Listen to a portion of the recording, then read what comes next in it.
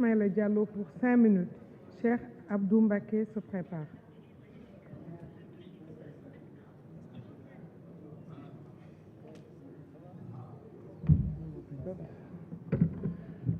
Bonsoir à tout le monde. Merci Madame la Présidente.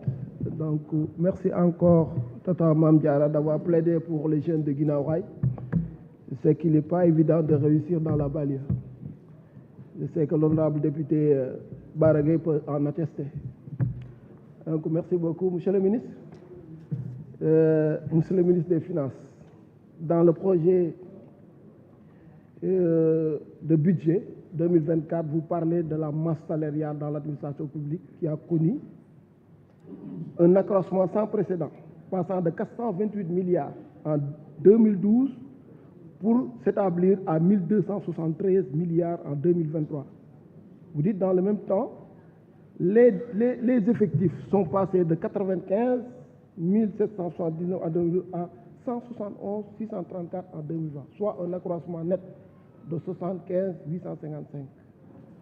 Tout constat fait, je peux dire, c'est ce qui explique cette hausse pour la première fois dans l'histoire des lois des finances, des impôts directs qui sont plus élevés que celles des impôts indirects. Je parle de la hausse. Maintenant, pour une analyse en profondeur, le président Macky Sall, sachant que le PSE n'est pas un approche porteur de croissance et par voie de conséquence de création d'emplois, qui est principalement du domaine du secteur privé, a choisi la voie de recrutement massif dans les instituts publics de deux manières. Il y a d'abord le recrutement direct dans les fonctions par une multiplication du nombre de ministères, où les ministères ont recruté à leur tour, à souhait, pour créer un personnel politique au profit du ministère et de son parti. Il y a également la création d'un nombre important d'agences d'accompagnement. C'est pourquoi même d'ailleurs je ne suis pas d'accord avec ce projet de loi qui est en train de créer l'autoroute du Sénégal. Oui. Il y a également la création d'un nombre important d'agences d'accompagnement au détriment des directeurs des ministères, ce qui se traduit par une sorte de doublon pour les services traditionnels. Toutes ces créations sont financées par le budget de l'État ou par le financement extérieur lorsqu'il s'agit de projets. Mais dans tous les cas, c'est de l'argent public qui est mis en œuvre lorsqu'il s'agit, par exemple, de projets de développement financés par des bailleurs de fonds étrangers. Cette pratique a fortement augmenté le personnel de l'administration, se traduisant par un gonflement du budget, comme on vient de le voir. L'autre aspect, c'est la communalisation intégrale qui a engendré une augmentation du personnel public à travers les communes rurales. Ce personnel qui vient de s'ajouter à celui de l'administration centrale, également payé par des fonds publics. C'est une manière de massifier son parti en milieu rural. Une transposition des mauvaises habitudes politiciennes des villes en milieu rural. C'est ce qui explique ce que l'on assiste aujourd'hui à une politisation de la vie de tous les jours partout au Sénégal. L'une des conséquences maintenant de cette situation, c'est l'inefficacité de l'utilisation des ressources en milieu rural à des fins politiques. Enfin, les responsables élus en milieu rural procèdent à leur tour à des recrutements de personnel politique. Tous ces personnels sont rémunérés avec des fonds provenant du public. Maintenant, j'ai quelques questions pour Monsieur le ministre. Où en est le suivi de l'audit de la fonction publique nationale? Quels furent les impacts de cet audit en termes de rationalisation des effectifs et des dépenses?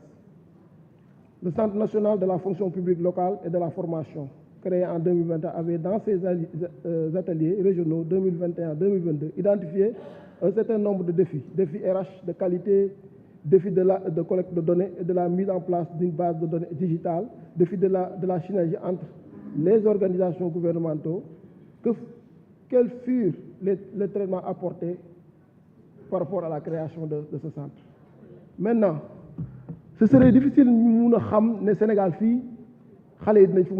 parce que le président lui-même, sachant qu'il va partir, il va en France.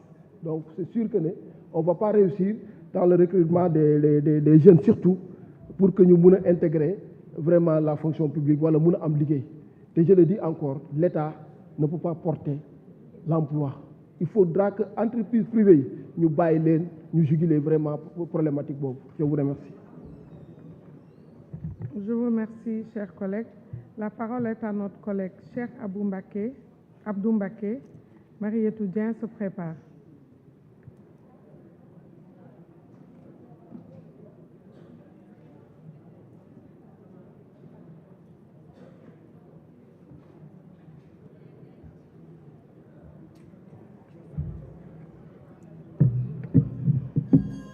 jërëjëf madame la présidente maa ngi lay nuyu ministère